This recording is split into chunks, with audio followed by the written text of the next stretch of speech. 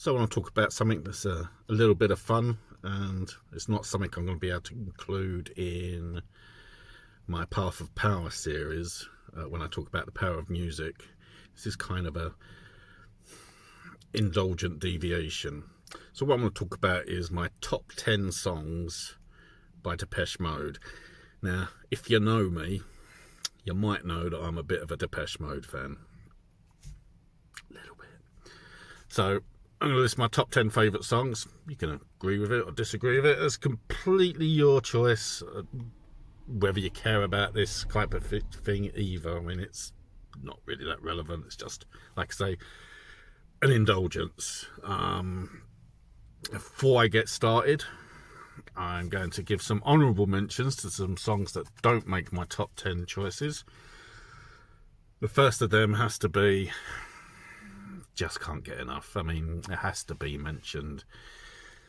I will often joke about my hate for this song, and it's not that I hate it. I mean, Depeche Mode do a pretty decent live version of it, and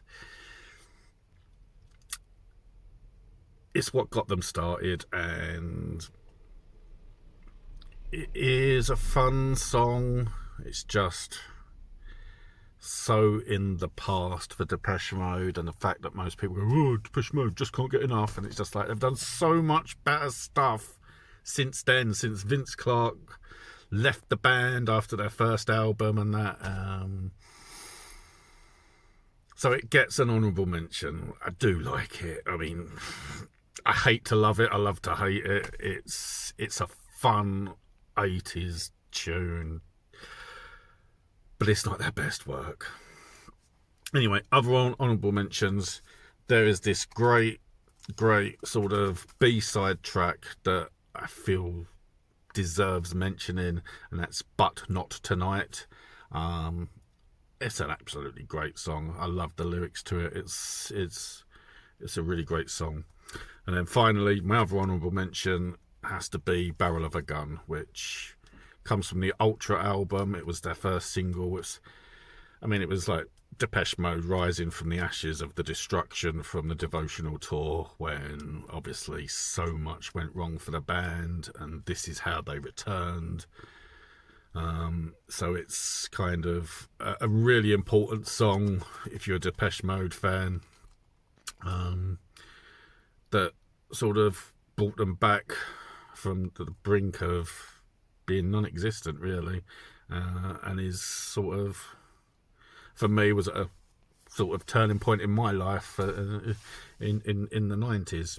Anyway, enough of the honourable mentions and self-indulgent stuff. Let's get to my top 10. I'm going to start at 10 with a song that might not be everyone's necessary choice for a top 10 when they've got such a vast back catalogue, but I have to include this because it's a song that's got a lot of personal meaning for me, and that's It's No Good from the Ultra album.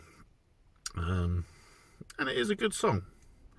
Ultra is, I'd say, I've always thought of Ultra as an album that is the hangover from Depeche Mode's best period. I mean, they started this work with the Violator album, which built a house of sound and quality.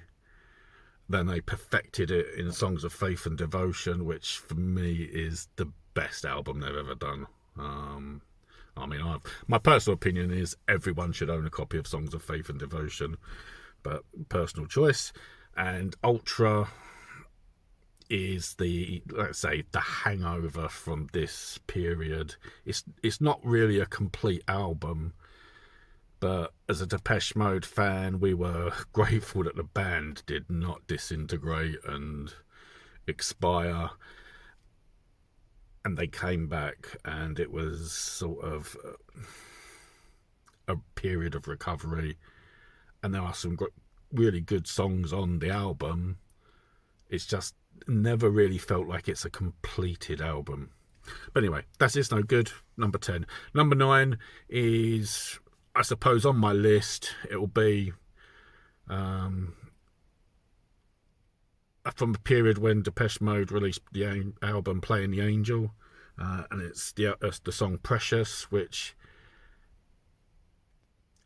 at the time it was new Depeche Mode sounding like old Depeche Mode with everything that had gone on in between. And there's a really good song, a lot of personal meaning again for me and my life at the time, and I know it's a very personal song for the band.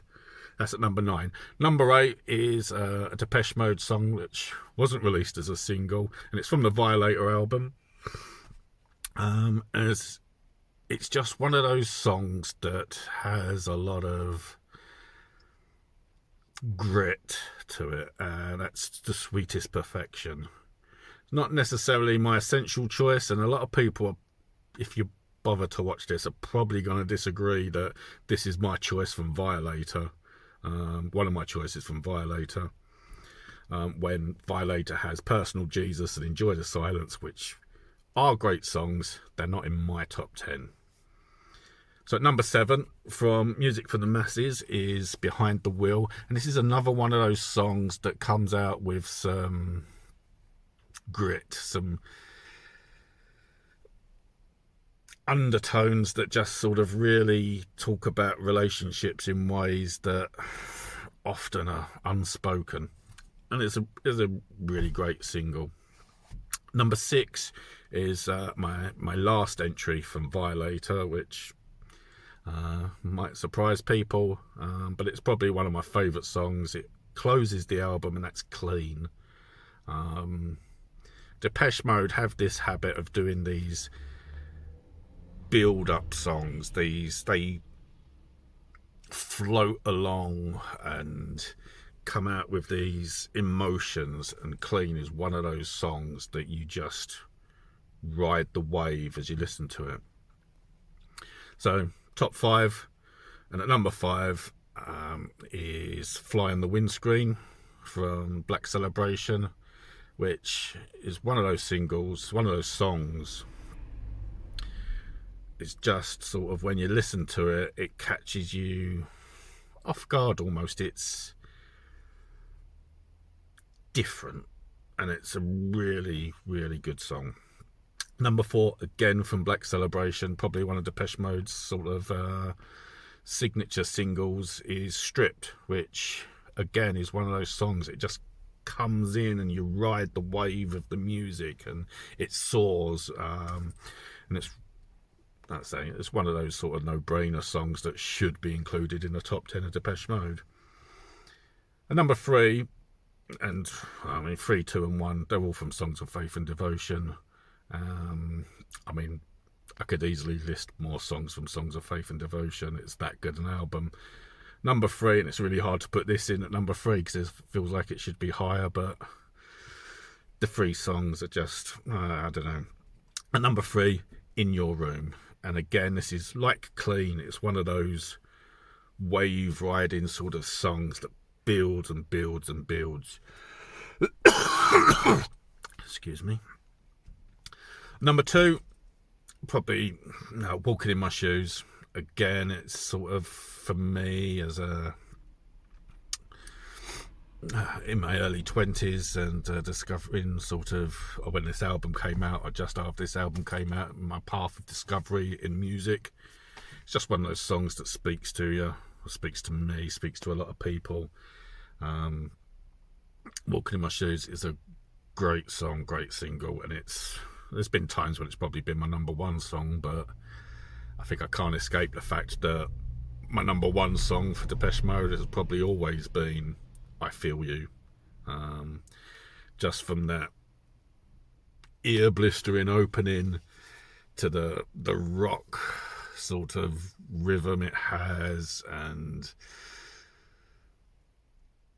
so many sort of emotions it just evokes. It's just like you can rock out to it, and it's just sort of, I don't know, sex, drugs and rock and roll. And it's just sort of, for me, that is the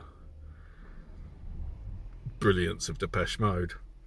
So just to list them, as just to conclude this video: number 1, I Feel You. Number 2, Walking in My Shoes. Number 3, In Your Room.